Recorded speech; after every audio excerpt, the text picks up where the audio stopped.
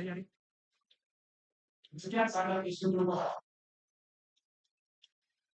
mental health and neuroscience have identified possible gradually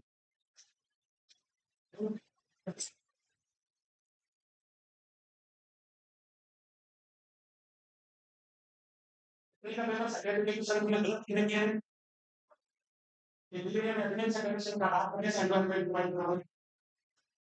ini pentingnya nanti dia naik kalau ini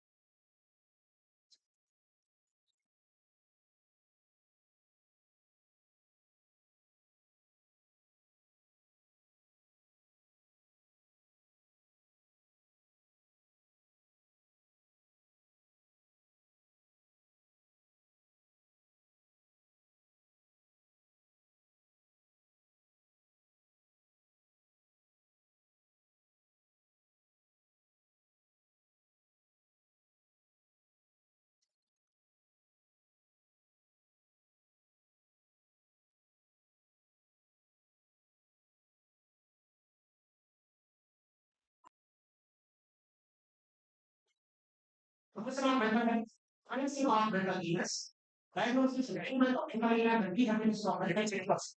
क्या कह रहे हैं psychiatric दर्शी के मेंटल हेल्थ दर्शी कह रहे हैं मेंटली इल पर्सन के प्रीवियस वर्ड टाइम में बना mentally ill person previously known as क्या कह रहे हैं प्रीवियसली नोन एक्टिविटी क्या कह रहा है बताओ कोई हां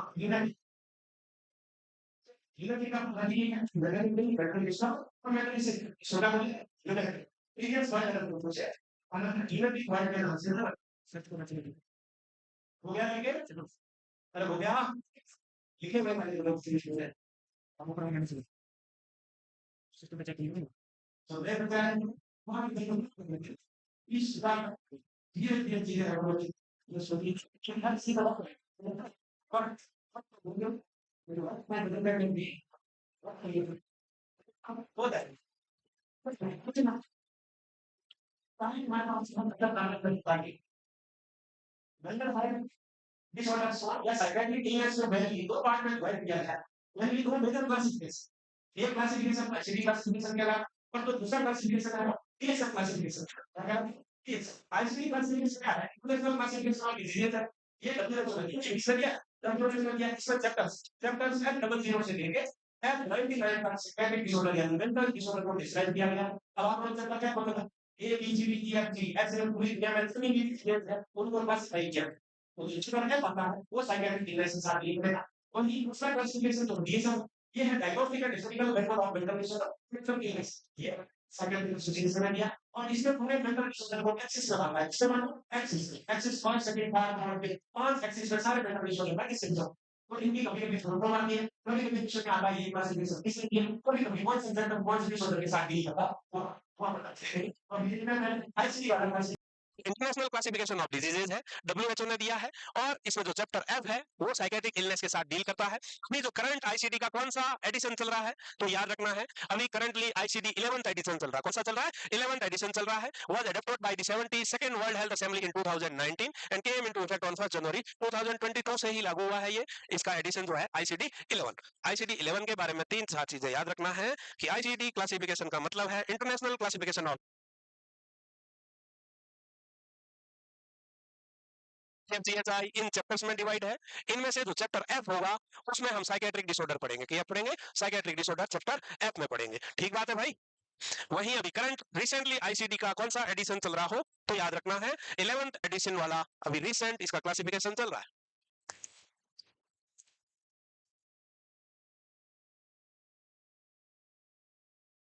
हो पाई 3 लाइनें या नहीं अरे हाँ कि ना ना। लिखे हुए बच्चे हाँ ना बोले, लिखे वाले अंडरलाइन कर करके उसको घोट दो। है, जिसने लिखा है वो बार बार अंडरलाइन करे। सिर्फ यही नहीं करनी है, मन में बोलो साथ साथ, ताकि कुछ याद हो जाए। हम्म, है ना भाई? नहीं, नहीं बोलोगे? अरे बोलना पड़ेगा। हो गया लिख के? अरे हुआ कि ना? तो क्या है ICD classification? International classification of diseases है। इसको डिस्क्रिप्शन किसने किया? डब्ल्यूएचओ, वर्ल्ड हेल्थ ऑर्गेनाइजेशन ने किया। इसमें सारी डिजीज चैप्टर वाइज डिवाइड है। साइकेट्रिक डिसऑर्डर चैप्टर एफ में पढ़ते हैं, और एफ डबल जीरो से लेके कितना है, एफ डबल जीरो से लेके एफ 99 तक साइकेट्रिक डिसऑर्डर पढ़ेंगे। क्या पढ़ेंगे? Psychiatric disorder.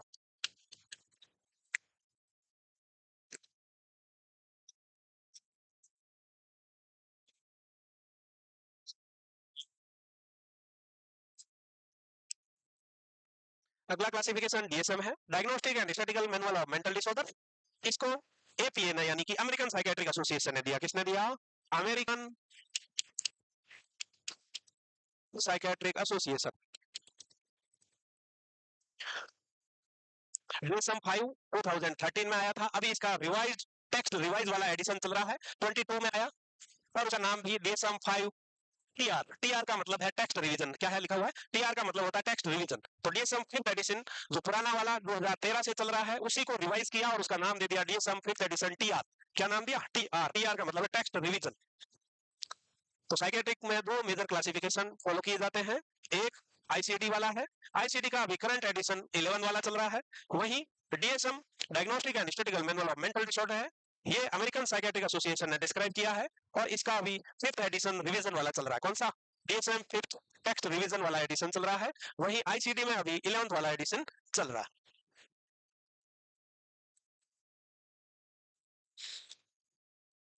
अरे थैंक यू, हो गया हो गया, thank you thank you thank you thank you. हाँ थैंक यू थैंक यू।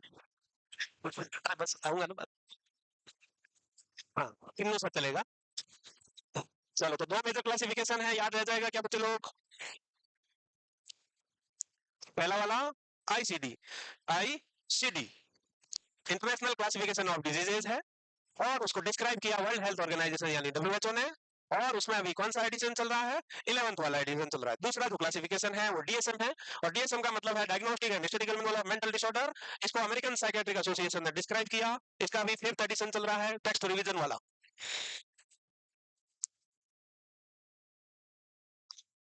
चले आगे। नहीं तो नए बच्चे बोलेंगे बहुत फास्ट आगे लिखने नहीं दिया, ये हो गया वो हो गया। तो इसलिए मैं बहुत सावधानी से धीरे धीरे चलने की कोशिश कर रहा हूँ। हो गया लिख के सबका? कुछ शर्मा रहे, लिखे जा रहे पर बोल नहीं रहे, नहीं हुआ है।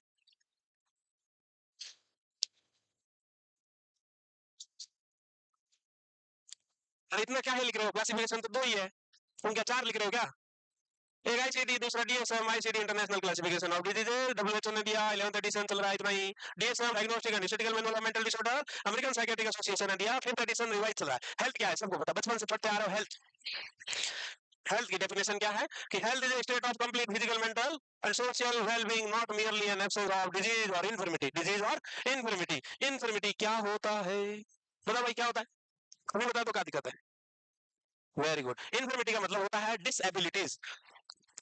हेल्दी कौन? जरूरी नहीं है कि उसको बीमारी नहीं है वो हेल्दी है। डिसएबिलिटीज भी नहीं होनी चाहिए, किसी भी तरह की कोई भी डिसएबिलिटीज नहीं होनी चाहिए।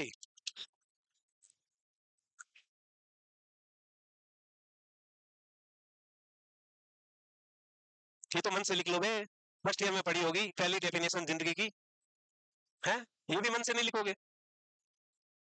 मन से नहीं, यूं यूं टिपोगे?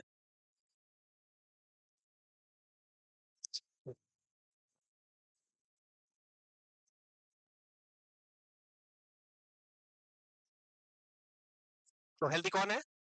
हेल्दी कौन है? और नहीं हो।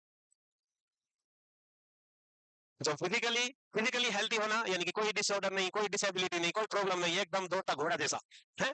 दूसरा, मेंटली दिमागी रूप से एकदम शांत है, स्टेबल है, डिसीजन ले पा रहा है, एनवायरमेंट के अनुसार सोच पा रहा है, कम्युनिकेशन बैठा रहा है, तालमेल बैठा के चल रहा है, वो मेंटली है। और सोशली, ये नहीं कि अकेला पड़ा हुआ, किसी से मतलब नहीं है, ना फैमिली से, ना फ्रेंड से, ना टोना बाबू से, किसी से कोई मतलब नहीं। वो इंसान सोशली हेल्थी नहीं कहलाएगा। सोशली हेल्थी वो है जो सोसाइटी से रिलेशनशिप रखे, फैमिली से रखे, फ्रेंड से रखे। ये नहीं है कि अकेला ही पड़ा है, एक कमरे में बंद है, बाहर आता है चुपचाप से मास्क लगा के, टोपी पहन के, मुंह बांध के, और चुपके से फिर से वापस चला जाता है, और किसी को अड़ोस पड़ोस से कोई मतलब नहीं है। वो वाला इंसान हेल्दी नहीं हो सकता। जरूर कुछ ना कुछ उस दिमाग में लगता है, कुछ ना कुछ चल रहा है, इसलिए वो ऐसा है? इसीलिए वो ऐसा है, वरना ऐसा नहीं होता ना। हाँ, तो तुम लोग ऐसा तो नहीं करते? ऐसा करते हो क्या?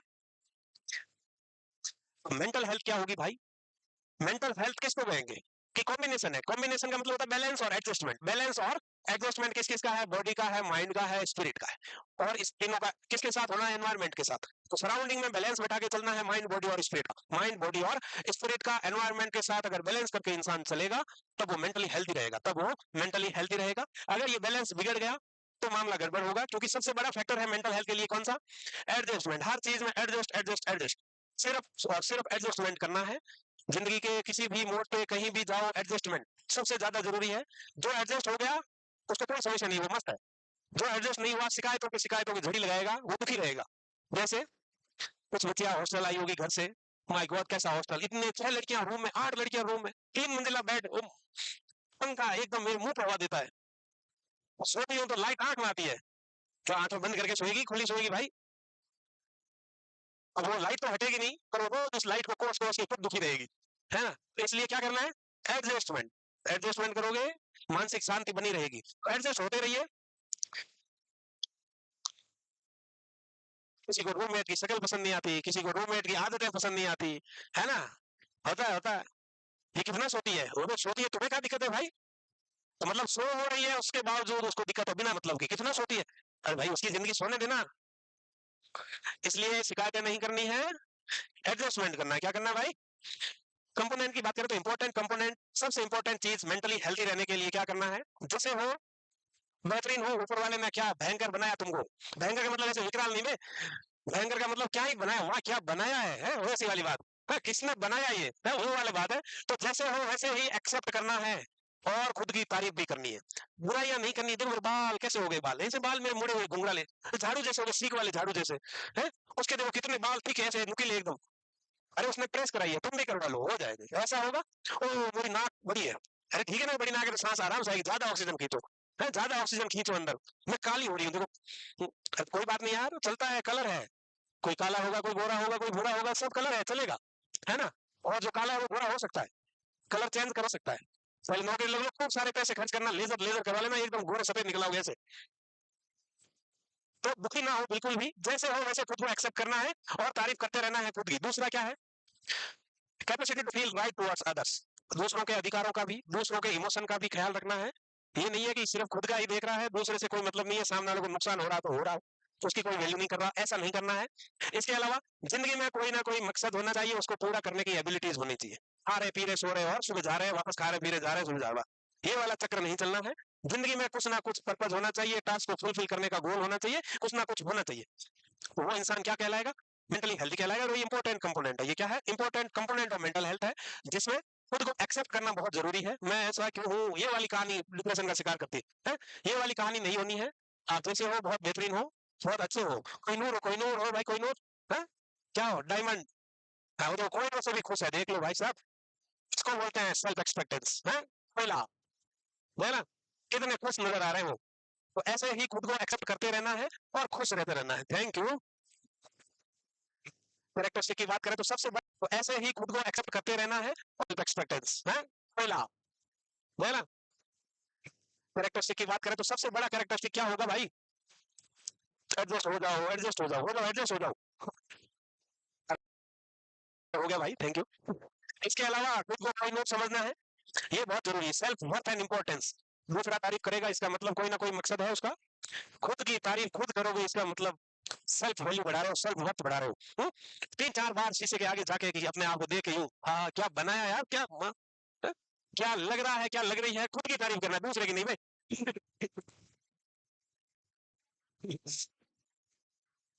अरे रुक जा यार। इसके अलावा धन्यवाद। इसके अलावा ability to solve problem by his own effort and make his own decision. हर किसी चीज पे दूसरे से डिपेंडेंसी नहीं होनी है, खुद के डिसीजन मेकिंग एबिलिटीज होनी चाहिए। हर चीज में राय जरूरी नहीं है, मैं ऐसा कर लूं क्या, अच्छा मैं आज ये टी शर्ट पहन लूं क्या, ये बता ना, आज मैं बाल यूं करूं कि यूं करूं, यूं करूं, ठीक है कल यूं करके आएंगे, चलो ठीक है, मैं कैसी लग रही हूँ, कैसा लग रहा हूँ हर चीज में। अच्छा सुन, मैं ये करूँ क्या? अरे भाई हर चीज दूसरों से काहे पूछ रहे हो, खुद से करो ना। अगर आपको नहीं आ रहा है कैसे करते हैं वो सीख लो, बट खुद को करना जरूरी है, खुद के एफर्ट्स होने चाहिए, खुद के डिसीजन मेकिंग होने चाहिए। इसके अलावा कितनी भी भीड़ में क्यों ना खड़े हो, सिक्योर फील करना है। 200-300 लोगों के बीच में खड़े हो, ओ माय गॉड आज तो सब पार्लर जाके आइए, बाल सीधे करवाए हैं, सारे नए लड़के लड़के भी नए कपड़े उपड़े लेके आ गए हैं, और भाई साहब मैं तो कुछ भैया नहीं अच्छा नहीं लगूंगी या लगूंगा, ये वाली सोच आदमी को डिप्रेशन की तरफ धकेलती है। तो क्या करना, कितनी भी भीड़ क्यों ना हो, आप हो ना, कोई नो रहे, क्या फर्क पड़ता है दूसरा कैसा ही लग रहे हो, तुम तो बस खुद की तारीफ करी हो, वाह क्या लग रहा है, ऐसे घुस जाओ भीड़ में, क्या है ना, तो तब अपने आप सिक्योर फील हो जाएगा। कितने भी स्मार्ट दिखने वाले लोग क्यों ना हो, उनके साथ भी कंफर्टेबली खुद को स्मार्ट समझ के वहां एडजस्ट होना है।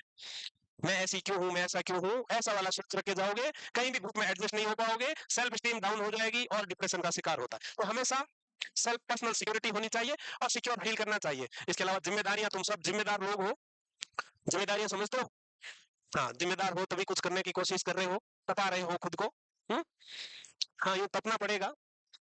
सूरज की तरह चमकना है तो सूरज की तरह रोज उगना पड़ेगा, जलना पड़ेगा, तपना पड़ेगा, तब जाके ये मामला सेट होगा, कुछ दीवार वाला है ना। तो उसके लिए पढ़ना होगा, तालीबाज लोग देखो तुम, तो जिम्मेदारी निभाओगे, ये गुब्बारे उधर आना चाहते हैं। इसके अलावा हाँ, ये कैपेसिटी तुम में है। दूसरा, रियलिटी में जिंदा रहना, कैसा? रियलिटी में, फैंटेसी में नहीं। क्लास में बैठा है, पढ़ तो रहा नहीं है, यूं बैठे बैठे सपना देख रहा, हाँ मजा आ गया, जोर लगी, लाख रुपए महीने के खटा खट खाते में आ रहे हैं, मजे कर रहा हूँ, मूवियां देख रहा हूँ, बीरे पी रहा हूँ, घूम रहा हूँ, है। हाँ वही, ये वाह नहीं करना है, फैंटेसी है। रियलिटी में रहना है, मेहनत करके लाख रुपए महीने को लेना है। तो बताइए तुमको लाख रुपए कैसे आएंगे, कि आग लगा लो सीने में जब तक, हाँ आग लगा लो सीने में जब तक लाख ना आए महीने में, बस तभी ये रियलिटी में बदलेंगे, सपने हकीकत में बदलेंगे तब मेहनत करोगे। इसके अलावा capacity to tolerate frustration and disappointment of life, जिंदगी में इंसान जिंदा है, परेशानियां आती रहेगी आती रहेगी आती रहेगी, तब तक जिंदा हो, कठिनाइयां परेशानियां आएगी, उसको हैंडल करना आना चाहिए, फ्रस्ट्रेट नहीं होना है, दुखी नहीं होना है।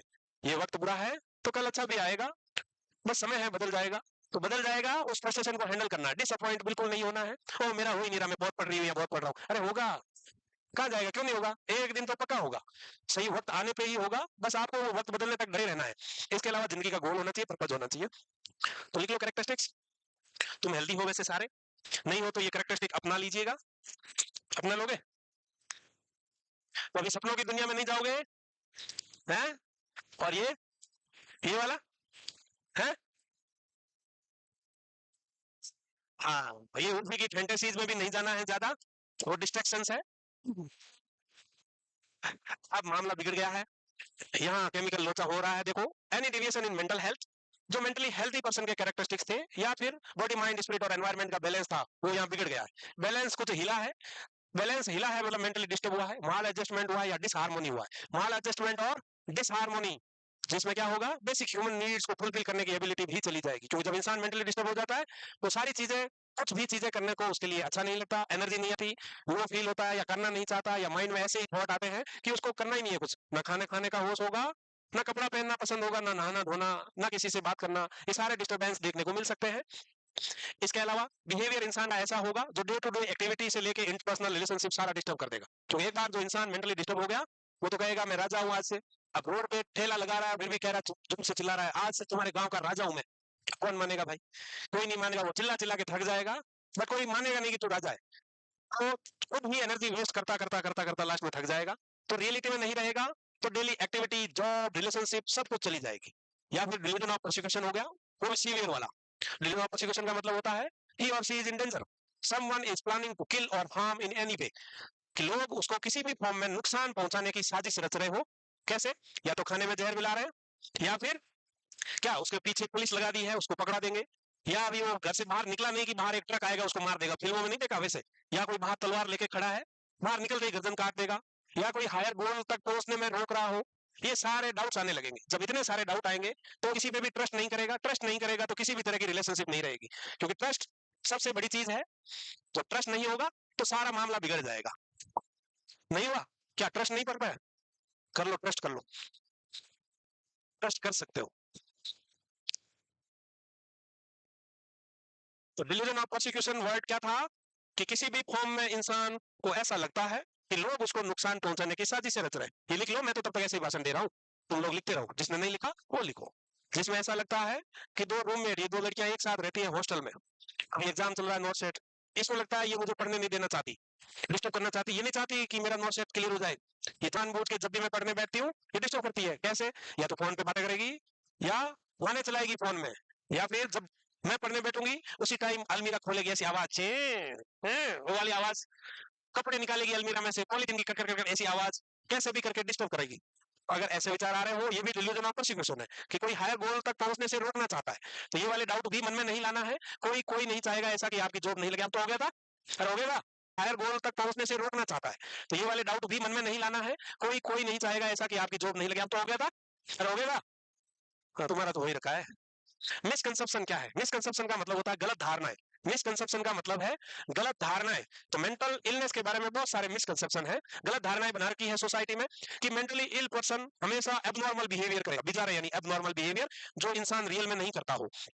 तो ऐसा कोई जरूरी नहीं है कि मेंटली इल पर्सन तुमको हमेशा गली में नाचता कूदता ही दिखेगा, ऐसा कुछ नहीं है। सिजोफ्रेनिया हो गया, माइल्ड केसेस नॉर्मल जैसे लगेंगे, डिप्रेशन वाला नॉर्मल जैसा ही इंसान है, बट केमिकल लोचे की वजह से लो फील कर रहा है, दूसरों से बातें करनी पसंद नहीं कर रहा, बट वो किसी भी फॉर्म में एबनॉर्मल नहीं लगता। अगर गली में चलता हुआ जा रहा है तो एबनॉर्मल बिहेवियर कुछ नहीं करेगा, वो एबनॉर्मल बिहेवियर कुछ भी नहीं करेगा। दूसरी बात कि मेंटली इल पर्सन बहुत खतरनाक होते हैं, ओनली होते हैं वो मैनिक वाले, हाइपर एक्टिव एग्रेसिव वाले, ओनली वो वाले पेशेंट। बाकी पेशेंट किसी को कोई नुकसान नहीं पहुंचाते। जो patient aggressive violent behaviour show कर रहा है वो भी कुछ टाइम के लिए करेगा, बीच बीच में अटैक आ सकते हैं ऐसे एग्रेसिव वाले, बट लगातार दूसरों को नुकसान ही पहुंचाता घूम रहा है, ऐसा नहीं है। ये भी गलत धारणा है। तीसरा कि भाई साहब इसको तो मेंटल इलनेस हो गई है, सिजोफ्रेनिया हो गया है, ये बहुत शर्मनाक है फैमिली के लिए, इसलिए उसको पागल खाने में छोड़ आते हैं सारे। और रिश्ते नहीं होंगे, घर में छोटी बहन है, भाई, इसका रिश्ता कैसे होगा कि घर में पागल रहता है इनके? ये गलत धारणा है। उनको मेंटल हॉस्पिटल, इसीलिए बहुत सारे लोग मेंटल हॉस्पिटल में बैठे हैं वो, जबकि मेंटली हेल्थी हो चुके हैं, क्योंकि वो धारणा उनकी यही है कि पागल को घर में लाएंगे सारा तहस नहस हो जाएगा, सोसाइटी में इंसल्ट हो जाएगी, प्रेस्टीज खराब हो जाएगी, इसलिए नहीं लाएंगे। नो ट्रीटमेंट इज अवेलेबल, बहुत अच्छे अच्छे ट्रीटमेंट अवेलेबल है। 2 to 4 वीक, 2 to 4 वीक में ही हर ड्रग, हर दवा असर दिखाना चालू कर देती है। एंटी डिप्रेसेंट हो, एंटी साइकोटिक हो, 4 हफ्ते ली, डिल्यूजन, हेलुसिनेशन, सारे एब्नॉर्मल बिहेवियर धीरे धीरे कम होने लगते हैं। तो ट्रीटमेंट, बहुत अच्छा ट्रीटमेंट अवेलेबल है, ट्रीटमेंट रेगुलर लेना पड़ता है। Mental illness is due to supernatural power या विचक्राफ्ट और रिजल्ट ऑफ कर्स, पुराने जन्म में, पिछले जन्म में बुरे कर्मों का फल, इसलिए इसके साथ ऐसा हुआ है। इसने कोई बुरे कर्म किए थे, इसलिए अब देखो वो बाबा बना हुआ घूम रहा गली में, चिल्ला रहा है कि मैं भगवान हूं, मैं भगवान हूं। इसने कुछ ना कुछ बुरा किया है, इसलिए अभी ऐसा बना हुआ घूम रहा है। कोई ना कोई सुपरनेचुरल पावर है, भूत है, काला जादू है, इस वजह से इंसान मेंटली डिस्टर्ब हुआ है। ऐसा मानते ही नहीं, अरे भूत घुस गए इसमें, तांत्रिक के पास ले जाते हैं, जबकि एक्चुअल मेंटली डिस्टर्ब होता है। कन्वर्जन वाले को ज्योतिष सुंगाओ, ये करो वो करो, अगरबत्ती लगाओ, हिस्टेरिकल फिट्स आते हैं। हिस्टेरिकल फिट्स समझते हो? कन्वर्जन एक हिस्टीरिया होता है जिसमें मतलब सीजर जैसे दौरे आते हैं, पर एक्चुअल में सीजर्स नहीं है, वो ओनली अटेंशन सीकिंग बिहेवियर है। उसमें लोग तांत्रिक के पास ले जाते हैं, वो शॉर्ट ड्यूरेशन के लिए होता है। अगरबत्ती जलाई, अगरबत्ती खत्म होते होते वो एकदम उठ के बैठ गई, देखा अगरबत्ती से ठीक हो गई, और अगरबत्ती से नहीं हुई, इतनी ड्यूरेशन का था, अगली बार फिर आएगी। कभी भी होगा ऐसा, क्योंकि उसके माइंड में, अनकॉन्शियस माइंड में कुछ ना कुछ ऐसा फंसा है, इनसिक्योरिटीज, टेंशन, स्ट्रेस है, जो बाहर नहीं आ पा रही, और वो लोगों का अटेंशन पाना चाहती है किसी भी फॉर्म में। कन्वर्जन स्पेशली फीमेल का डिसऑर्डर है, इसलिए मैं बोलता हूँ पाना चाहती है। नाराज ना हो, लड़के नाराज हो जाएगा, हम क्यों नहीं, तुम कर नहीं पाओगे रे ऐसे। तो भाई साहब ऐसा नहीं है, है ना? तो सब मेंटल इलनेस ट्रीटेबल है, बुरे कर्मों और पापों का फल ऐसा कुछ नहीं है। कोई अगर मेंटली डिस्टर्ब लगे, बात करो उससे, काउंसलिंग कराओ, ट्रीटमेंट कराओ, और एडवाइस दो मेंटल हॉस्पिटल में दिखाने का, तो सब चीज का इलाज होगा। इसके अलावा साइकेट्रिक का डेवलपमेंट कैसे कैसे हुआ, इस पे ज्यादा जोर नहीं देंगे, इस पे क्वेश्चन नहीं आता, तुम्हारे ज्ञान के लिए बता रहा हूँ। तुम इच्छुक हो तो लिख लेना, नहीं इच्छुक हो तो मत लिखना, ठीक है? पर तुमसे रहा नहीं जाएगा, लिख ही लेना। कॉन्फ्लिक्ट आ जाएगा, लिखूं ना लिखूं है, तो लिख ही लेना, चलो कोई बात नहीं। कि डेवलपमेंट में बात करें तो पुराना जमाना 18 BC, 1800 साल वाला, 1800 वाला है।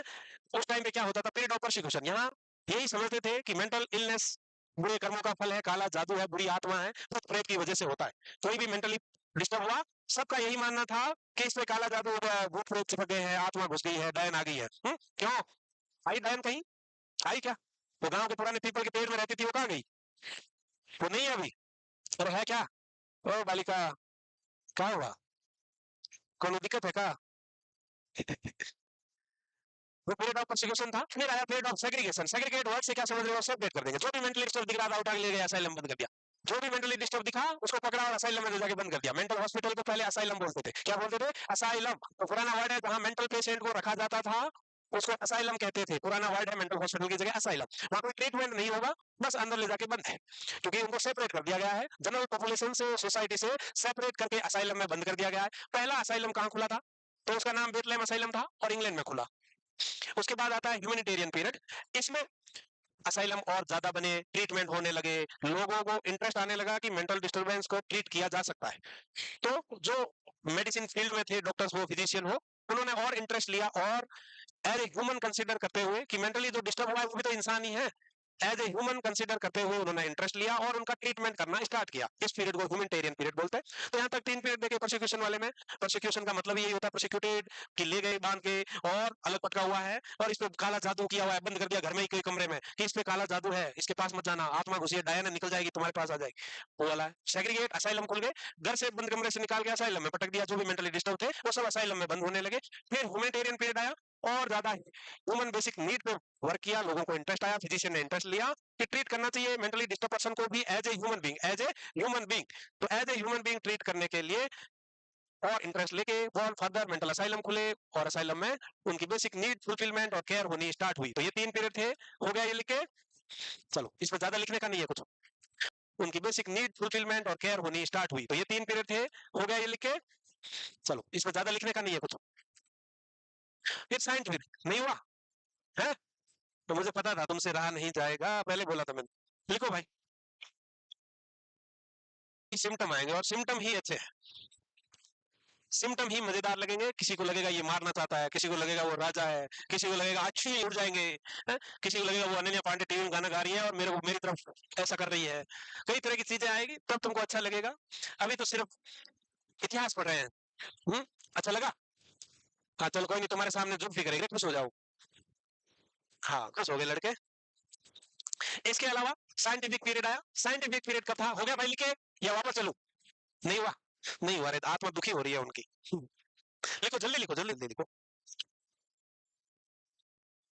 तो अभी तक 3-4 फ्रेंडों के नाम याद रखने हैं। वो 3-4 फ्रेंड के नाम क्या क्या थे भाई? साइकेट्रिक वर्ड कौन दिया? कौन दिया? मैं फादर बताओ।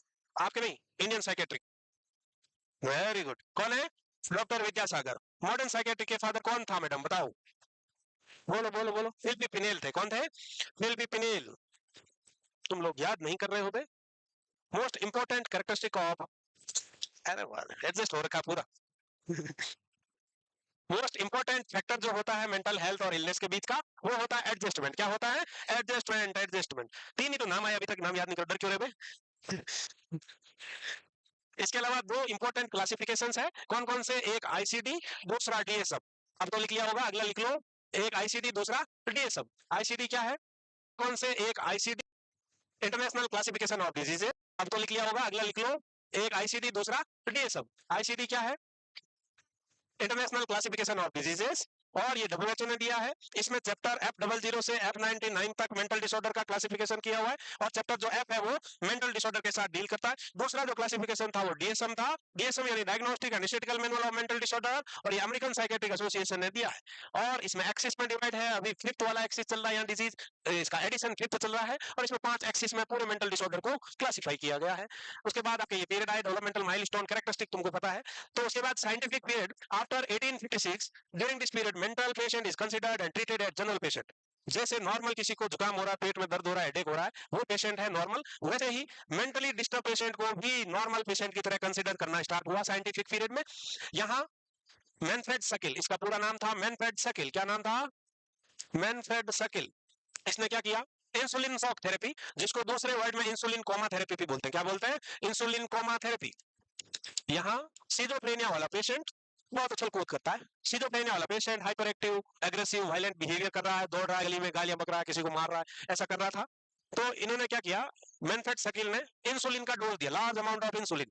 लार्ज अमाउंट ऑफ इंसुलिन दिया। जब किसी भी इंसान को इंसुलिन का ज्यादा डोज दिया जाए, 50 यूनिट, 100 यूनिट्स, तो क्या होगा? हाइपोग्लाइसीमिया होगा। तो हाइपोग्लाइसीमिया में पेशेंट के क्या सिम्टम होते हैं? कन्वर्जेंस, अनकॉन्शियसनेस है, बिल्कुल हाइपो चला गया मतलब सीजर्स आएंगे, अनकॉन्शियस हो जाएगा।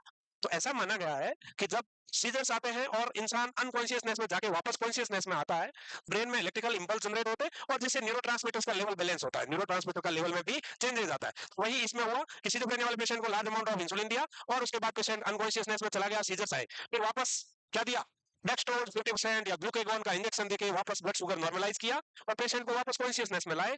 तो देखा गया ऐसा कि जब पेशेंट वापस कॉन्शियसनेस में आया उसके बाद उसके सिजोफ्रेनिया के सिम्टम में इंप्रूवमेंट हुआ। तो याद रखना है insulin shock therapy, insulin coma therapy कह रहे हैं, और ये मैनफ्रेड शकील ने 1927 में डिस्क्राइब की। उसके बाद यूगो सैरलिटी ने 1938 में, पहला आंधी खड़े हो जाओ, सो रहे हो तुम्हारे पड़ोसी, मैंने देखा, और हमारी आंख जो देखती है वो बिल्कुल सच होता है। कोई नहीं, अब जाग जाओ है बेटा, प्यारे मोहन जागो। पुराने हो कि नए हो बेटा? नए हो, काहे सो रहे हो फिर पहले ही दिन? हैं? एसीटी लगाएंगे फिर? एसीटी, तो एसीटी का मतलब होता है इलेक्ट्रो कन्वल्सिव थेरेपी। क्या मतलब है इसका? इलेक्ट्रो कन्वल्सिव थेरेपी, जिसको हम क्या बोलते हैं दूसरे नाम में? अरे बोलो, अरे इलेक्ट्रोशॉक थेरेपी नाम से जाना जाता था पहले, ECT previously known as electroshock therapy, electroshock therapy.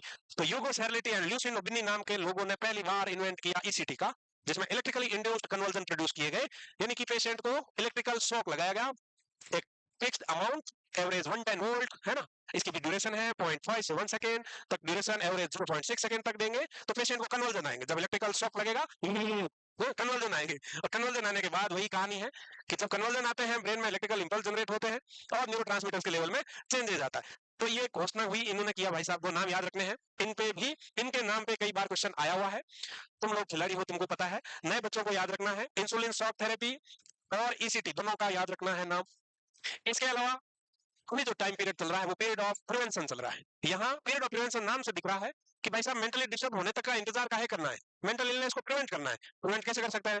कि मेंटल हेल्थ को प्रमोट करेंगे। मेंटल हेल्थ प्रमोट कैसे हो सकती है? इंसान कोई मेंटली हेल्थ कैसे रह सकता है? कैसे रह सकता है?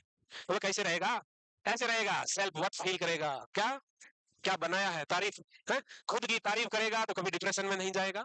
दूसरे तो बुराई कर ही रहे हैं, खुद को ही खुद अच्छा नहीं लग रहा है तो दूसरों को क्या खाक लगोगे? पहले खुद को अच्छा मानो, तो जब खुद को अच्छा मानोगे तो लोग भी देखेंगे हाँ कुछ है भी नहीं फिर भी तारीफ कैसे कर रहा है ये, लगता है कुछ ना कुछ है, तो लोग जानने की कोशिश करेंगे। तो तारीफ करो खुद की। कब करी तुमने ला के बात तुम्हारी तारीफ? हाँ, करी कभी? नहीं, नहीं करेगी। अरे करनी है, वो कह रही नहीं, अरे करनी है भाई, ठीक है तारीफ करना। ये लेटेस्ट पीरियड है, यहाँ मेंटल हेल्थ को प्रमोट करना, और मेंटली हेल्थी रहने का सबसे बड़ा तरीका है दूसरों को जो आपको नेगेटिव लगे उसको इग्नोर करो, सेल्फ वर्थ फील करो, सेल्फ इंपॉर्टेंस फील करो और खुद की तारीफ पे फोकस करो। अपने आप सेल्फ वर्थ आएगी, कभी डिप्रेशन नहीं होगा। सेल्फ वर्थ का मतलब होता है सेल्फ वैल्यू, जो खुद की वैल्यू खुद करेगा तो अपने आप मोटिवेटेड रहेगा, क्योंकि खुद को कोहिनूर मान रहा है। कोहिनूर मान रहा है इसका मतलब उसी अनुसार बिहेव करेगा ना भाई, है कोहिनूर है। कौन हो तुम? हाँ हीरे हो, हीरे। हाँ वो तुम कोयले हो। हाँ, वो ताली का है दादी रे। ताली का क्या रोल था भाई? लिख लिया था बच्चे? हाँ। अब कुछ इंपॉर्टेंट वर्ड देखे, माइंड देखा तुमने, माइंड कहाँ पे है? माइंड क्या है माइंड? अरे ब्रेन तो देखा होगा, ब्रेन तो एक ऑर्गन है जिसमें अलग अलग पार्ट होते हैं, टिश्यू का बना हुआ है ब्लड सप्लाई भी है, सब कुछ है। ये क्या है माइंड? ब्रेन फिजिकल मैटर है, टिश्यू का बना हुआ है, ब्लड सप्लाई है, सब कुछ है। जबकि माइंड क्या है? माइंड एक एब्स्ट्रैक्ट कंपोनेंट है। एब्स्ट्रैक्ट कंपोनेंट का मतलब होता है जिसको देखा नहीं जा सकता। बचपन से इंसान का जैसे जैसे ग्रोथ एंड डेवलपमेंट होता है वैसे वैसे ही ब्रेन के डेवलपमेंट के साथ, ऑर्गन डेवलपमेंट के साथ साथ माइंड डेवलप होता है। माइंड का मतलब यही होता है कि थिंकिंग, लर्निंग है, इमोशंस, थिंकिंग, लर्निंग, इमोशंस, ये सारी चीजें कौन हैंडल करता है? माइंड करता है। इंटेलिजेंस, ये सब कौन चीजें करता है? माइंड करता है। ये कैसे डेवलप होती है? बच्चा पैदा हुआ, माइंड नहीं होता ना कुछ भी, जैसे जैसे बड़ा होता जाएगा ब्रेन यानी ऑर्गन भी डेवलप होते रहेंगे, ब्रेन का डेवलपमेंट होगा, साइज बढ़ेगी, वेट बढ़ेगा, सारा डेवलपमेंट होना शुरू करेगा, बच्चा धीरे धीरे समझने लगेगा। तो वो जो समझने लगा है, अभी चीजें समझने लगा है, बोलने लगा है, मम्मी को देख के स्माइल करने लगा है सोशल स्माइल कब करेगा? 3 महीने पे है सोशल स्माइल। फिर सेपरेशन एंजाइटी है, दूसरा कोई अनजान आ गया तो बोलेगा ये सेपरेशन एंजाइटी 6 to 7 मंथ। ये सब क्या हो रहा है? माइंड डेवलप होने से आ रहा है, क्योंकि बच्चा सीख रहा है, उसका जैसे जैसे ब्रेन डेवलप हो रहा है वैसे वैसे साथ साथ में माइंड डेवलप हो रहा है। और माइंड का मतलब यही है, इमोशन, थॉट, इंटेलिजेंस, ये सब चीजें किस में आएगी? माइंड में आएगी। तो mind is an abstract component which arises out from central nervous system and develop along with the other development in the human body.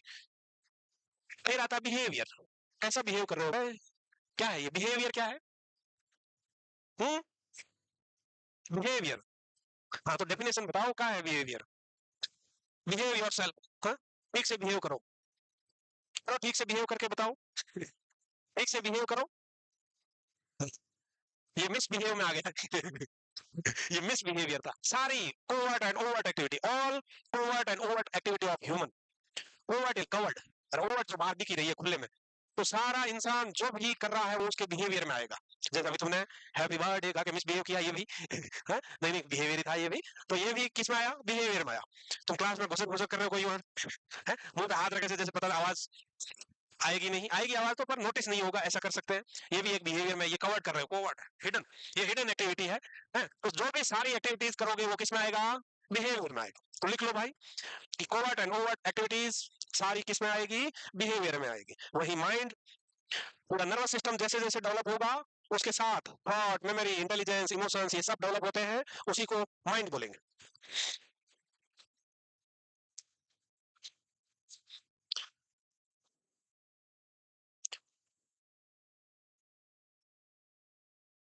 क्या हुआ ऑनलाइन वाले बच्चों?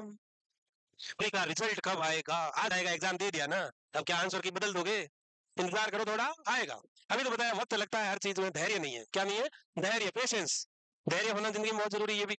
अब बार बार दिन में 20 रोज पूछ रहे रिजल्ट कब आएगा, अभी तो जल्दी बुला लोगे क्या? अरे आएगा तब आएगा भाई, 20 तारीख को आएगा, और मान के चलो 19 या 20 को आएगा। उससे पहले नहीं आएगा तो इसलिए सोचो ही मत, और जो आएगा वो आएगा, है ना? तुम तो लिख के आ चुके हो, मामला सेट है, उसमें फीड हो चुका है, रोल नंबर आने हैं। हाँ समोसा तुम सेलेक्ट होगे तो पक्का खिलाएंगे तुमको हम।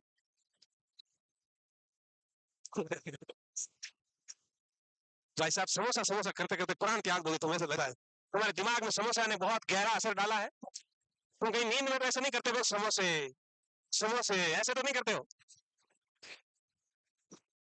किसी दिन तुमको अरोड़ा पे ले जाके इतने समोसे खिलाएंगे, कभी नहीं मांगो जिंदगी में। कॉन्शियस, आज ही? हाँ ठीक है, देखेंगे अभी। कॉन्शियसनेस, कॉन्शियस कौन है? कॉन्शियस का मतलब होता है अवेयरनेस अबाउट सराउंडिंग। अभी आप क्लास में बैठे हो, इतना टाइम हुआ है, आपके पास वो बैठा है, इधर मैं खड़ा है, उधर वो बैठी है, ऐसा आप सबको पता है। मैं कौन कब क्यों और कहाँ, कौन कब क्यों और कहाँ है, इसका अगर किसी को पता है तो वो कॉन्शियस है, तो वो कॉन्शियस है। तो कॉन्शियसनेस का मतलब होता है अवेयरनेस। तो किसी भी टाइम, प्लेस, पर्सन और सराउंडिंग के बारे में या पेनफुल स्टिमुलाई को रेस्पॉन्ड कर रहा हो, इसका मतलब पेशेंट कॉन्शियस है। इसका मतलब क्या है? पर्सन कॉन्शियस है। क्या है? कॉन्शियस। कॉन्शियस हो जा बेटा। तो सोने की पोजीशन ले रखी है, अनकॉन्शियस में धीरे धीरे जाती हुई। एक्टिविटी क्या होगी भाई? कोई फिजिकल मूवमेंट एक्टिविटी में आता है। All type of physical movement, all type of physical movement को हम क्या कहेंगे? एक्टिविटी कहेंगे। तुम भी डुबकी लगा रही हो है? नहीं? अच्छा आ चुकी हो वापस। एक्टिविटी करो, कुछ एक्टिविटी करो बेटा, नींद उड़ जाएगी, एक्टिविटी करो। हाँ हिलो डुलो थोड़ा, एक्टिविटी मुंह से नहीं करनी है। हम्म? तो दो चीजें यहाँ दिख रही है आपको, एक कॉन्शियसनेस। कॉन्शियसनेस का सिंपल सा मतलब है कि एक इंसान को पता है, वो अवेयर है टाइम, प्लेस और पर्सन के बारे में, तो वो कॉन्शियस है। और पेनफुल स्टिमुलाई को रेस्पॉन्ड करता हूँ, पेनफुल स्टिमुलाई को रेस्पॉन्ड करता हूँ, वो कॉन्शियस कहलाएगा। और जो एक्टिविटी है, कोई भी तरह की फिजिकल एक्टिविटीज, बॉडी में किसी भी तरह का फिजिकल मूवमेंट्स किसमें आएगा? एक्टिविटी में आएगा। कॉन्शियसनेस के डिसऑर्डर आगे अपन पढ़ेंगे ही। कॉन्शियसनेस के डिसऑर्डर का मतलब है इंसान को टाइम, प्लेस, पर्सन और एनवायरमेंट के बारे में पता नहीं है। वो कहाँ है उसको पता नहीं, टाइम क्या है पता नहीं, कौन है ये भी नहीं पता, तो ये क्या कहलाएगा? अनकॉन्शियस की स्टेजेस आएगी अलग अलग। कोई म्यूट एंड मोशनलेस पड़ा हुआ है, कोई प्रोलॉन्ग्ड स्टेट ऑफ अनकॉन्शियसनेस में पड़ा हुआ है, कोई आंखें खुली करे बेहोश पड़ा हुआ है। कई तरह के डिसऑर्डर्स आएंगे कॉन्शियसनेस के। एक्टिविटी कैसी हो सकती है? एक्टिविटी या तो डिक्रीज हो सकती है, जो डिप्रेशन में होगी, बिल्कुल कम हिलेगा, स्टोपर में होगी, हिलेगा डुलेगा नहीं, बिल्कुल भी पड़ा है जिंदा लाश की तरह, वो क्या है? डिक्रीज एक्टिविटी डिप्रेशन में हो सकता है। और कैटाटोनिक स्टोपर में देखने को मिल सकती है। वही एक्टिविटी इंक्रीज मेनिया में देखने को मिलेगी। किसमें? मेनिया में देखने को मिलेगी, क्योंकि मेनिया वाले को बहुत सारे काम निपटाने होते हैं शॉर्ट पीरियड ऑफ टाइम में, बहुत सारे मल्टीपल काम निपटाने हैं, लोगों का कल्याण करना है, गरीबों का कल्याण करना होता है उसको, है ना? क्योंकि वो राजा है, उसका पुनर्जन्म हुआ, भगवान ने भेजा गरीबों का कल्याण कर जा, इसलिए वो सारे काम फटाफट करता है। तो एक्टिविटी बढ़ानी पड़ती है उसको। कैसे करनी? बढ़ानी पड़ेगी। एक्टिविटी पर्पसफुल भी हो सकती है, विदाउट पर्पस भी हो सकती है, इंक्रीज हो सकती है, डिक्रीज हो सकती है, या फिर स्टीरियोटाइप हो सकती है। स्टीरियोटाइप का मतलब होता है रिपीटेटिव। स्टीरियोटाइप का मतलब होता है रिपीटेटिव, यानी कि बार बार कोई भी एक्टिविटी कर रहा हो, वो स्टीरियोटाइप एक्टिविटी में आएगा। इसमें भी स्टीरियोटाइप एक्टिविटी इमिटेटिव टाइप हो सकती है, इमिटेटिव टाइप हो सकती है। इमिटेट करने का मतलब क्या होता है? कॉपी करना। पीएमए का मतलब होता है साइकोमोटार एक्टिविटी। क्या है? साइकोमोटार एक्टिविटी, साइकोमोटार एक्टिविटी। तो psychomotor activity can be increased or can be decreased. Increased psychomotor activity can be seen in depression or schizophrenia, while decreased psychomotor activity seen in depression or catatonic stupor. Catatonic stupor.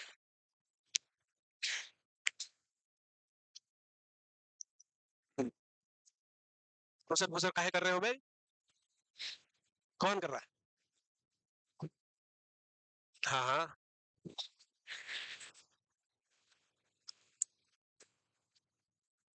Thinking क्या है भाई? Thinking, thinking is a mental process that deals with ideas और thought. Thought एक mental process है जिसमें क्या आते हैं? आइडियाज आते हैं. क्या आते हैं? आइडियाज, विचार. क्या आते हैं? आइडियाज और विचार. ये विचार कैसे हो सकते हैं भाई? ऑब्सेशनल हो सकते हैं, डिल्यूज्ड हो सकते हैं. कैसे हो सकते हैं? या तो ऑब्सेशन वाले हो सकते हैं या फिर डिल्यूजन वाले हो सकते हैं. Delusion is false fixed belief. उसके माइंड में बार बार विचार आ रहा है, पड़ोसी उसको मारना चाहता है. डिल्यूजन ऑफ परसिक्यूशन हो गया. बार बार माइंड में थॉट आ रहा है कि वो अब राजा है, आज से यहाँ गांव का राजा है, मालिक है, अब वो सब कुछ वही हैंडल करेगा. ये क्या है? ग्रैंडियोसिटी है. तो थॉट या तो डिल्यूजन वाली हो सकती है या ऑब्सेशन वाली हो सकती है. ऑब्सेशन का मतलब होता है लगातार माइंड में बार बार आइडिया कुलबुलाट करना, यानी कि लगातार माइंड में थॉट्स आना, रिपीटेड थॉट्स, जिसको क्या बोलते हैं? ऑब्सेशन. रिपीटेड थॉट्स को बोलते हैं हम ऑब्सेशन. तो थॉट कैन बी डिल्यूज्ड, यानी कि डिल्यूजन हो सकता है, या थॉट क्या हो सकती है? ऑब्सेशन वाली हो सकती है. Delusion false fixed unshakable belief है. Delusion is false fixed unshakable belief. और वही obsession are repeated thoughts. Obsession are repeated thoughts हो सकते हैं. वही परसेप्शन क्या है भाई? किसी भी स्टिमुलाई को परसीव करना, इंटरप्रेट करना, क्या कहलाएगा? परसेप्शन कहलाएगा. सेंस ऑर्गन के थ्रू हम चीजें देखेंगे या सूंघेंगे, टच करेंगे, फील करेंगे. सेंस ऑर्गन कितने हैं भाई? है तो नहीं किसी के? है? है. तो सेंस ऑर्गन, आंखें जो सुंदर सुंदर चीजें देखती है, ये जो कान आवाजें सुनता है, चुगलियां सुनता है? ये नाक वो पानी पूरी की खुशबू, गुलाब जामुन है, समोसे है? और फिर टेस्ट किया, ओहो क्या टेस्टी समोसा है. इसके अलावा स्किन टच, इन सारी चीजों से कोई भी स्टिमुलाई आएगा, उसको अपना माइंड परसीव करेगा, परसीव करके आइडेंटिफाई करेगा, अच्छा ये है, समोसा आ गया, ओ. है? तो ये सेंस ऑर्गन के थ्रू स्टिमुलाई को परसीव करना, आइडेंटिफाई करना, इंटरप्रेट करना और उसका नाम देना क्या कहलाता है? परसेप्शन कहलाता है. तो whatever is experienced by person, sense organ is known as perception. और परसेप्शन, सेंस ऑर्गन जितने हैं तुमको पता है, 5 तरह का परसेप्शन है वो तुमको पता है. क्या क्या है? क्या क्या है? All factory. क्या होगा ऑल फैक्ट्री? अरे ऑल फैक्ट्री किससे रिलेटेड है? है? कौन सा रह गया? कौन सा रह गया रे? विजुअल. तो क्या क्या कर रहे हो? ये है टेस्ट से रिलेटेड. जीभ, जुबान, जिसने आज तक इंसान को बर्बादगी की ओर धकेला, जुबान है. ये जुबान पे कंट्रोल रखना है, चाहे टेस्ट के लिए हो या बोलने के टाइम हो. जुबान का मामला गड़बड़ है, ये टेस्ट से रिलेटेड है. ये टच से रिलेटेड है, टच सेंसेशन वाला. ये क्या? Smell, samosa smell. ये कान से आवाज आएगी, यहाँ देखेंगे. तो 5 सेंस ऑर्गन के थ्रू हम चीजों को परसीव करेंगे, इंटरप्रेट करेंगे, आइडेंटिफाई करेंगे. लिख लो रे, कई बच्चों को कंफ्यूज हो जाएगा मामला. क्या है भाई? स्मेल. ये क्या है? टच है. ये टच. ये कौन है? ये टेस्ट है. ये तो पता ही है. सी और साइट लिख दो, देखना. ये क्या देगा? हियरिंग से रिलेटेड है, सुनाई देगा. सुन पा रहे हो? मतलब सेंस ऑर्गन काम कर रहे हैं तुम्हारे. और जो सो गए उनका, जो सो गए वो ऐसे ही झूठा ही कर रहे हैं.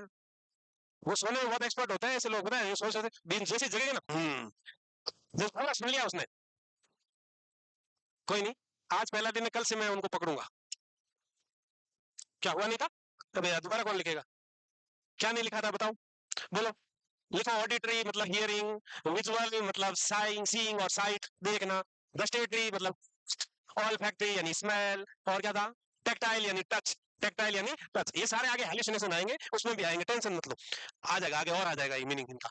जजमेंट. जजमेंट, तुम्हारा जजमेंट कैसा है? जजमेंट का मतलब होता है डिसीजन मेकिंग एबिलिटीज. किसी इंडिविजुअल की डिसीजन मेकिंग एबिलिटीज क्या कहलाती है? जजमेंट कहलाती है. जैसे एग्जाम में 4 ऑप्शन दिख रहे हैं, चारों एक जैसे दिख रहे हैं, या फिर 3 एक जैसे, एक को एलिमिनेट कर दिया, 3 एक जैसे लग रहे सेम से, ये होगा क्या, ये होगा क्या, ये होगा. अब आपको डिसीजन ही लेना पड़ेगा कि ए बी सी में से कौन होगा.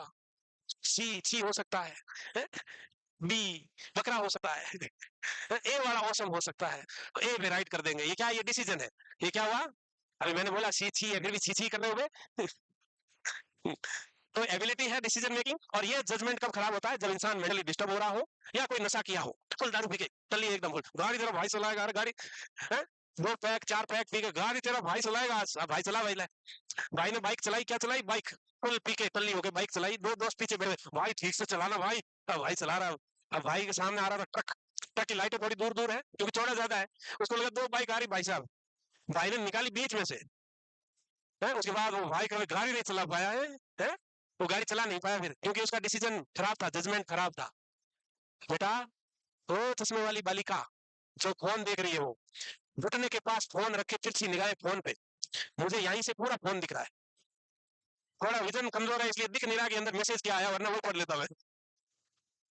ऐसे नहीं करना है। पुरानी होगी नहीं हो बेटा, पुरानी हो तो भी ये शेयर कर रहे हो भाई साहब, ऐसा नहीं करने का है। इनसाइट, इनसाइट लाओ बेटा, अंदर झांको अंदर। अंदर झांकोगे तो रियलाइज होगा कि ये गलत था। ये गलत था। इनसाइट का मतलब होता है इंसान को पता होना कि वो मेंटली हेल्थी है या मेंटली इल है। इंसान को पता होना कि वो मेंटली हेल्थी है या मेंटली डिस्टर्ब है, ये क्या कहलाएगा? इनसाइट कहलाएगा। इनसाइट का मतलब होता है इनसाइट, यानी कि खुद के अंदर झांकेंगे, और मैं अभी भी वही झांक रहा हूँ। हमें कुछ आया है क्या तुम्हारे तीनों के ग्रुप में आ रहा है क्या कुछ? तुम अंदर नहीं झांक रहे हो, बाहर झांक रहे हो। चलो, तो awareness about own mental condition, जब खुद के अंदर झांकेंगे तो पता चलेगा वो मेंटली इल है या मेंटली डिस्टर्ब है। अगर किसी को पता है कि वो मेंटली हेल्थी है या मेंटली डिस्टर्ब है, इसका मतलब इनसाइट प्रेजेंट है। पर किसी को पता ही नहीं चल रहा, डिल्यूजन ऑफ ग्रैंडियोसिटी हो रहा है? एक भिखारी रोड पे चलते चलते बोल रहा है मैं राजा हूँ राजा, इसका मतलब क्या है? इनसाइट नहीं है उसमें, एक्चुअल में वो राजा का भिखारी है, इनसाइट नहीं है, इसीलिए उसको डिल्यूजन ऑफ ग्रैंडियोसिटी है और उसमें इनसाइट एब्सेंट है। इनसाइट को हम क्या बोलेंगे? इनसाइट अगर एब्सेंट होगी तो क्या बोलेंगे? एक वर्ड है, याद है किसी को? है? अरे ये किसी को याद नहीं है क्या? क्या है? एनोसोग्नोसा। एनोसोग्नोसा का मतलब होता है लैक ऑफ इनसाइट। क्या है ये? Lack of insight. इंसान को पता नहीं चल रहा है कि वो मेंटली हेल्थी है या सिक है, यानी कि पर्सन इज नॉट अवेयर। दूसरे वर्ड में लिखे तो क्या लिखोगे कि person is not aware about own mental health, oven mental condition, oven mental condition. अरे उसको पता ही नहीं चल रहा है वो बीमार है या हेल्दी है। उसके लिए क्या वर्ड है? एनोसोग्नोसिया। याद रखना है, ये इनसाइट का मीनिंग नहीं है, लैक ऑफ इनसाइट का मीनिंग है। क्या है? Lack of insight. इनसाइट का मतलब होता है person is aware about own mental health and illness. Insight का मतलब है person is aware about own mental health and illness. उसको पता है वो मेंटली डिस्टर्ब है या मेंटली हेल्दी है। जैसे आप लोगों को पता है? नहीं पता? हाँ पता है रे। मेमोरी क्या है भाई? मेमोरी, मेमोरी क्या है? किसी चीज को storage, retrieval and recall, storage, retrieval and recall, चीजों को आइडेंटिफाई करके स्टोर करेंगे और जब जरूरत पड़ेगी तो वापस रिकॉल करेंगे, ये क्या कहलाती है?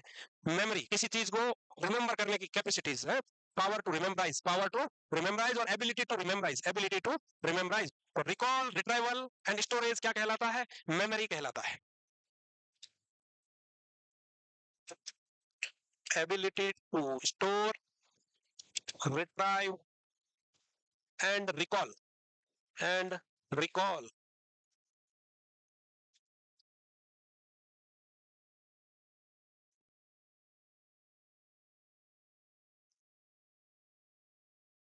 तुम भी हमेशा अच्छे डिसीजन लोगे।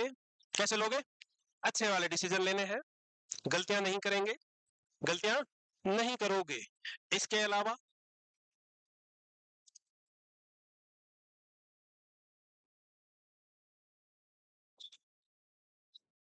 इसके अलावा इनसाइट का मतलब तुमको याद रह जाएगा कि पर्सन्स एबिलिटी और individual awareness about own mental health and illness, वो है इनसाइट। अगर if a person is aware about own mental health and illness, then the insight is present. Or if a person is not aware about own mental health and illness, it means anosognosia, lack of insight. It means anosognosia, जिसका मतलब है lack of insight. लिख लिया था? चलो, attention. It means anosognosia, जिसका मतलब है lack of insight. लिख लिया था? चलो, attention. अटेंशन, किसी भी चीज में थोड़ी देर के लिए ध्यान देना अटेंशन है। वहीं किसी चीज में लंबे समय तक करेंगे ध्यान तो वो क्या कहलाएगा? किसी मतलब है person is not aware about own mental health and illness, it means anosognosia, lack of insight. It means anosognosia, जिसका मतलब है किसी भी चीज में थोड़ी देर के लिए ध्यान देना अटेंशन है। वहीं किसी चीज में लंबे समय तक करेंगे ध्यान तो वो क्या कहलाएगा? कॉन्सेंट्रेशन कहलाएगा। वैसे तुमको क्लास में कॉन्सेंट्रेट होकर पढ़ना है, पर तुम लोग ओनली अटेंशन देते हो, है? इसीलिए अटेंशन दे रहे हो तभी चीजें पूरी दिमाग में जाती नहीं। क्या है, एक बार थोड़ी देर यूं बोर्ड की तरफ 5 मिनट झांका, उसके बाद झपकी में चली गई यूं, जो था वो गया, फिर वापस यूं आके फाड़ी, तो आप कंसंट्रेट नहीं कर रहे हो। अटेंशन दे रहे हो, अटेंशन दोगे तो उतनी ही चीजें दिमाग में जाएगी। कॉन्सेंट्रेट होके हर वर्ड पे फोकस होके सुना जाए और देखा जाए तो सारी की सारी चीजें दोबारा पढ़ने की कभी जरूरत नहीं पड़ती। पर अपना माइंड क्या है, वेंडरिंग माइंड होता है, भटकता हुआ दिमाग, विचार आ रहे होते हैं, ओहो क्या चल रहा है, कहाँ का सीन चल रहा है, कहाँ क्या चल रहा है, अलग अलग चीजें होती है। बट कोशिश करना है फोकस रहने की, और फोकस कभी रह पाओगे लंबे समय तक जब आप सेल्फ मोटिवेटेड हो और आपको माइंड को कंट्रोल करना ही है कि मुझे सिर्फ और सिर्फ पढ़ाई पे ध्यान देना है। एक कभी इधर तक की आवाज आए ना तो सब मुर्गे यूं झाकेंगे, अरे तो तुम तो कॉन्सेंट्रेट कर रहे थे ना, तो तुम्हें तो सुनाई नहीं देनी चाहिए वो आवाज, पर तुमको सुनाई देगी वो, क्योंकि तुम ओनली अटेंटिव हो। तुम्हारा ध्यान, अटेंशन वाला ध्यान होता है, वो रैपिडली शिफ्ट होता है, कभी इधर कभी इधर। जो कॉन्सेंट्रेट करता है, ध्यान मुद्रा योगा करते हैं लोग, जो लगातार मेडिटेशन में बैठ रहते हैं, वो कंसंट्रेशन है। हाँ बस तुम लोग जीनियस हो गए। बस बस बस बस। ध्यान में चले जाओगे रे, रुक जाओ। फिर आता है लर्निंग। लर्निंग क्या है? लर्निंग पास्ट एक्सपीरियंस से आता है। अरे सीखोगे कैसे? पास्ट एक्सपीरियंस से सीखोगे ना। कैसे सीखोगे? पास्ट एक्सपीरियंस से सीखोगे, जिसके कारण आपके बिहेवियर में चेंजेस आएगा। Permanent change in behaviour by the past experience. Learning is permanent change in behavior by the past experience. Change in behavior by the past experience. जैसे बहुत सारे ऐसे पास्ट एक्सपीरियंस हुए होंगे तुम्हारे साथ भी हाथ से, अब वो गलती तुम दोबारा नहीं करना चाहते, तो तुम किससे सीखे? पास्ट। एक बार तुम गली में जा रहे थे और एक कुत्ता बैठा हुआ था, तुमने उसको लात मारी थी और फिर वो तुम्हारे पीछे लगा, भाई साहब तुम्हारी पतलून फाड़ दी थी उसने यहाँ। उसके बाद अब तुम कभी भी कुत्ते को लात नहीं मारते हो। पास्ट एक्सपीरियंस बैड था, तुमने बिहेवियर में मॉडिफिकेशन आ गया कि अभी कभी भी कुत्ते को जिंदगी में लात नहीं मारोगे। तो ये क्या है? पास्ट एक्सपीरियंस, चाहे वो गुड हो सकता है, बैड हो सकता है। पास्ट एक्सपीरियंस से हमारे जो बिहेवियर में चेंजेस आते हैं वो लर्निंग कहलाता है। क्या कहलाता है? Learning. Learning by trial and error नाम की थ्योरी कौन दिया बे? Learning by trial and error. कोशिश करते जाओ, गलत करोगे गलत करोगे गलत करोगे, फाइनली सही कर दोगे। ऐसा कौन बोला? है? हाँ सही बोल रहे हो, बोलो बे। है? कौन बोला ऐसा? ना ना। हाँ, ई एल थॉर्नडाइक ने बोला कि learning by trial and error. कोशिश करते जाओ, आज गलत हो रहा है, कल भी गलत होगा, परसों थोड़ा कम और कम गलत होगा, ऐसे करते करते एक दिन तुम एक्सपर्ट बन जाओगे। तो learning by trial and error, try try try try try and finally आप उस चीज में एक्सपर्ट हो जाओगे। ऐसा कौन बोला? ई एल थॉर्नडाइक बोला। क्या बोला? Learning by trial and error, trial and error. ऐसा कौन बोला? E L Thorndike.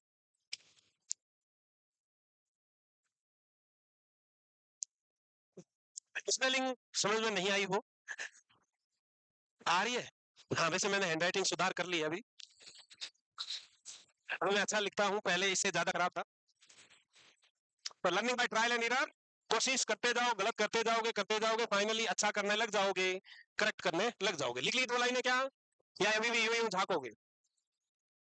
अच्छा, हैप्पी बर्थडे टू मी।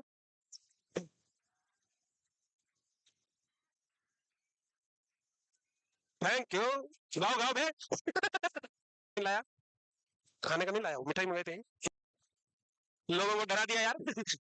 मैं खुद। अच्छा ज्यादा है। अरे अभी नोटबुक अंदर चली गई।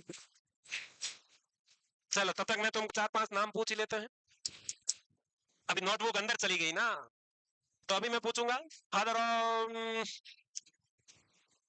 मुझे पता चलता है किसको नहीं आता। प्लेस पर्सन और mental health and illness, mental health and illness. Father कौन थे इंडियन साइकेट्रिक के पापा? अरे यार तुम, कल मैं अक्षय कुमार वाले रोल में आऊंगा, ठीक है? जो 20 बोलेगा उसको मुंह को मारूंगा यूं। कौन था बेटा?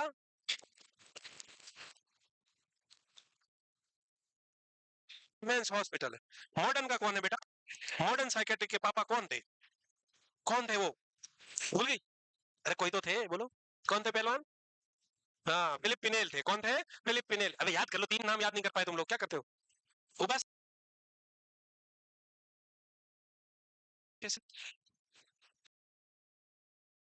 वाली है, ऐसा सुरंगा जिसके ईसीटी यूगो इंडियन तो बची हुई हूँ। ऐसा नहीं है ना? तो पढ़ के आने का है। थैंक यू सो मच, बहुत बहुत धन्यवाद। चलो। हाँ हाँ। एवरीवन।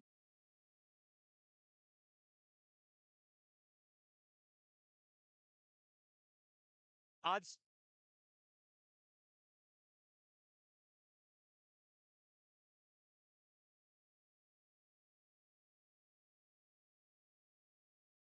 हाँ, ये बालक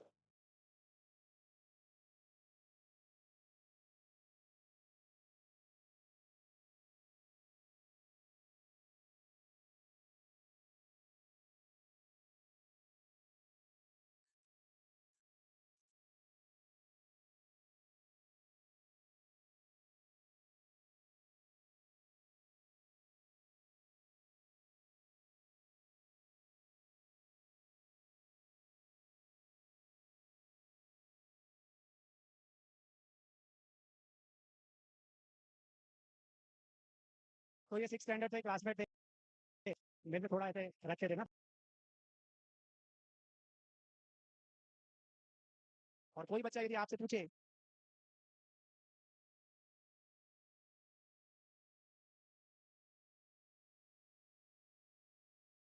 करना एक